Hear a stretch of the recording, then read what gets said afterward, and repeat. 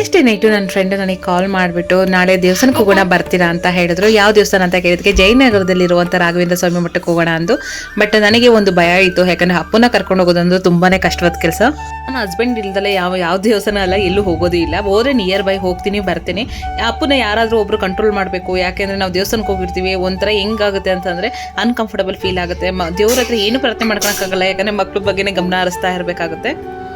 ಸ್ವಲ್ಪ ಯೋಚನೆ ಮಾಡಿದೆ, 5 ನಿಮಿಷ ಯೋಚನೆ ಮಾಡಿ ಆಯ್ತು ಬರ್ತೀನಿ ಅಂತ ಹೇಳಿದೆ. ಓಕೆ, ಅದೇನೋ ಒಂಥರ ಖುಷಿನೇ ಆಯ್ತು ಅಂತ ಹೇಳ್ಬೋದು. ಇಂದ ಹೊಡಕ್ಕೂ ಮುಂಚೆನೇ ರಾಯರಿಗೆ ಪ್ರಾರ್ಥನೆ ಮಾಡ್ಕೊಂಡೆ ಅಪ್ಪನ ಕರ್ಕೊಂಡು ದೇವಸ್ಥಾನಕ್ಕೆ ಬರ್ತಾ ಇದ್ದೀನಿ. ಅವನು ತರಲೆ ಮಾಡ್ದಾಗೆ ಅಲ್ಲಿ ಇಲ್ಲಿ ಓಡಾಡ್ದಂಗೆ ನನ್ನ ಕೈ ಬಿಟ್ಟು ತಪ್ಪಿಸ್ಕೊಳ್ದಾಗೆ ನೀನೇ ನೋಡ್ಕೋಬೇಕಪ್ಪ ಅಂತ ಅಂದ್ಬಿಟ್ಟು ಸ್ಮರಣೆ ಮಾಡ್ಕೊಂಡು ನಾನು ಬಂದೆ ದೇವಸ್ಥಾನಕ್ಕೆ. ಆದ್ರೆ ನಿಜವಾಗ್ಲೂ ಹೇಳ್ಬೇಕಂದ್ರೆ ಅದೊಂದು ಪವಾಡ ಅಂತಾನೆ ಹೇಳ್ಬೋದು. ಅಪ್ಪು ನನ್ನ ಕೈಯಿಂದ ಜಾರಿ ಎಲ್ಲೂ ಹೋಗ್ತಾ ಇರಲಿಲ್ಲ, ಕೈ ಇಟ್ಕೊಂಡೇ ಇದ್ದ.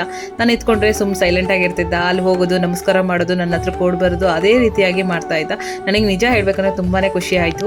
ಅವನು ತುಂಬಾ ಕಡೆ ಎಲ್ಲೆಲ್ಲೋ ಕರ್ಕೊಂಡು ಹೋಗಿದೀವಿ, ಬಟ್ ಯಾವಾಗ್ಲೂ ಈ ತರ ಒಂದು ಸ್ಮರಣೆ ಮಾಡ್ಕೊಂಡು ನಾನು ಹೋಗ್ತಾ ಇರಲಿಲ್ಲ. ಬಟ್ ವೈದಿಂದ ಹೋಗ್ತಾ ಇದೆ, ಇವ್ನು ಹಿಡಿಯೋದೇ ಒಂದು ಕಷ್ಟ ಅಂದ್ಬಿಟ್ಟು ಹಸ್ಬೆಂಡ್ ಜೊತೆಗೆ ಇಟ್ಕೊಂಡು ಹೋಗ್ತಿದ್ದೆ.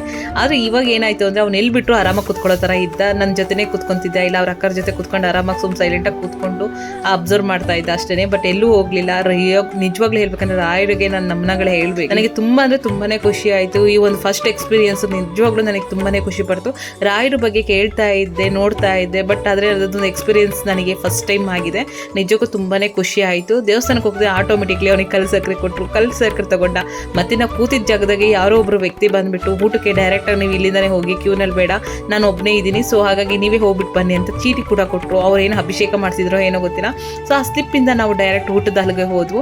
ಬಟ್ ನಮ್ಗೆ ಇನ್ನೊಂದು ಏನಂದರೆ ಮಕ್ಳು ಇರೋದ್ರಿಂದ ಸ್ಟ್ರೆಸ್ ಆಗುತ್ತೆ ಅಂದ್ಕೊಂಡು, ಬಟ್ ರಿಯಲಿ ಅದಾಗಲಿಲ್ಲ. ದೇವರೇ ಬಂದು ನಮಗೆ ಒಂದು ಸ್ಲಿಪ್ ಕೊಟ್ಟು ಡೈರೆಕ್ಟಾಗಿ ನೀವು ಊಟಕ್ಕೆ ಹೋಗಿ ಅಂತ ಹೇಳ್ದಂಗಿತ್ತು.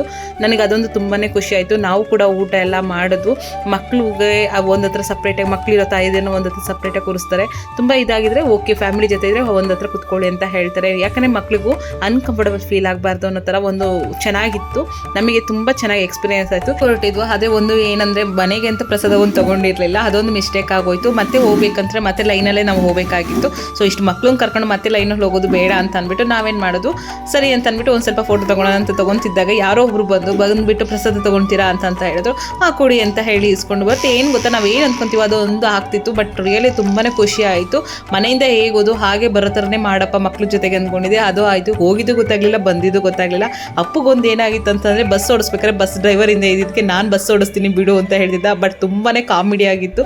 ಅಲ್ಲೆಲ್ಲ ಇದ್ದವರೆಲ್ಲ ನೋಡಿ ನಗ್ತಾ ಇದ್ರು. ನಾನು ಕೂಡ ಗಾಡಿನ ಮೆಟ್ರೋ ಹತ್ರ ಪಾರ್ಕಿಂಗ್ ಮಾಡಿಬಿಟ್ಟು ಬಸ್ಸಲ್ಲಿ ಹೋಗಿದ್ದೆ. ಸೊ ಫ್ರೆಂಡ್ಸ್ ಜೊತೆಗೆ ಎಂಜಾಯ್ ಮಾಡೋಕ್ಕೂ ಚೆನ್ನಾಗಿರುತ್ತೆ ಅಂತ ಅಂದ್ಬಿಟ್ಟು ಗಾಡೀಲಿ ಹೋಗಿದ್ದೆ. ಈಗ ರಿಟರ್ನ್ ಮನೆಗೆ ಹೋಗ್ತಾ ಇದ್ದೀನಿ.